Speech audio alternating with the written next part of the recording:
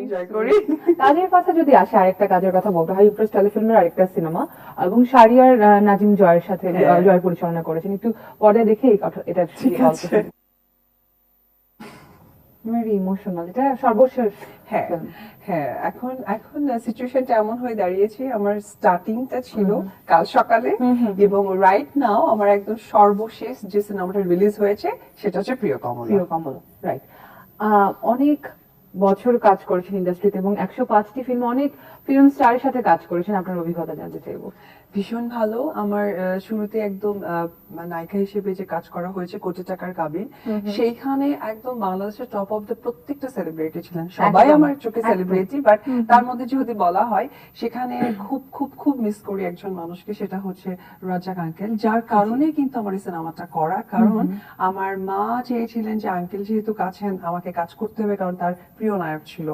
আজকের ডেটে তারা দুজনেই পৃথিবীতে নেই, সো আসলে এই অপূরণীয় ক্ষতিগুলো কিন্তু আমাদের এই একটা অপূরণীয় ক্ষতি আমাদের ফাঁকা জায়গা সৃষ্টি করে দিয়ে যায়, কিন্তু তারপরেও আমরা সামনের দিকে এগিয়ে যাই এবং আপনাদের সিনেমাগুলো কিন্তু আমাদের মনে থাকে। এখন আপনি নতুন নতুন যারা কাজ করেছেন, নতুন নায়কদের কাজ নিশ্চয়ই দেখছেন, তাদের কাজ কেমন লাগছে? সবাই অনেক বেশি মাল্টি ট্যালেন্টেড, একদম মানে লাইক যেখানে যেভাবে দেওয়া যায় তারা সেভাবেই কাজ করে যাচ্ছে। সো এটা অনেক বড় একটা কমপ্লিমেন্ট ইন ফিউচারের জন্য। তো আমি মনে করি সবাই অনেক ভালো কাজ করছে। আসলে প্যান্ডেমিক সিচুয়েশনের জন্য কিছুটা এলোমেলো, বাট আস্তে আস্তে কিন্তু সবকিছু সুন্দর শিথিলের দিকে যাচ্ছে। হোপফুলি খুব রিসেন্ট আমরা একটা সুন্দর আলো দেখবো, সুন্দর পথ দেখতে পারবো। রিসেন্টলি আপনি একটা জায়গায় গিয়েছেন এবং শুটিং করতে গিয়েছেন এবং সেখানে এত মানুষ এসেছে আপনাকে দেখতে এবং এত ভিড় হয়েছে, আপনারা শুটিং না করে আপনাদেরকে ফেরত আসতে হয়েছে।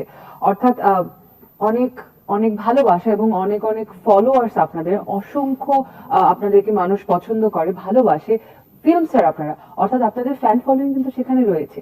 তারপরেও কেন হলে আসলে সিনেমার দর্শকদের সংখ্যা কমে যাচ্ছে?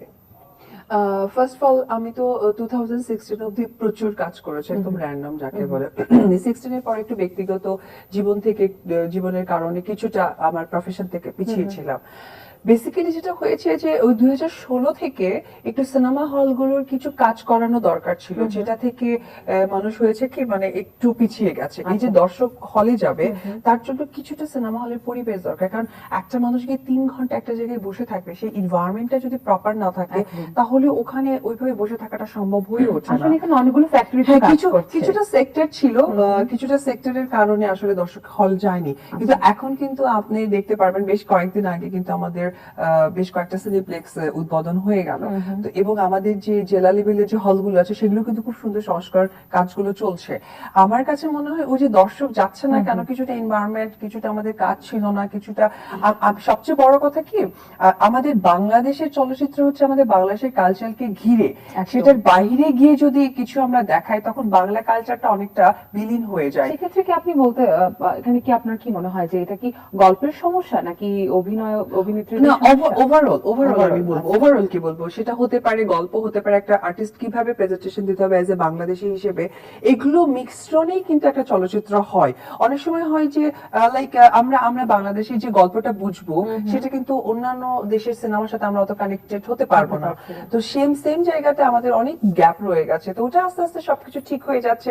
হলেও আমার হোপফুলি দর্শক যাবে, কারণ আমি তো আত্মবিশ্বাসী এবং আজকে অপু বিশ্বাসকে বাঁচিয়ে রেখেছে আফটার মাদার আমার দর্শকরা। একদম। আর অপু বিশ্বাসের প্রতি ভালোবাসা এত গভীর আর এত বিশাল, এটা আসলে সবসময় যতদিন আপনি আপনার নামটা থাকবে, যতদিন বিশ্ব থাকবে ততদিন আপনার নাম থাকবে, আপনার কাজগুলো থাকবে।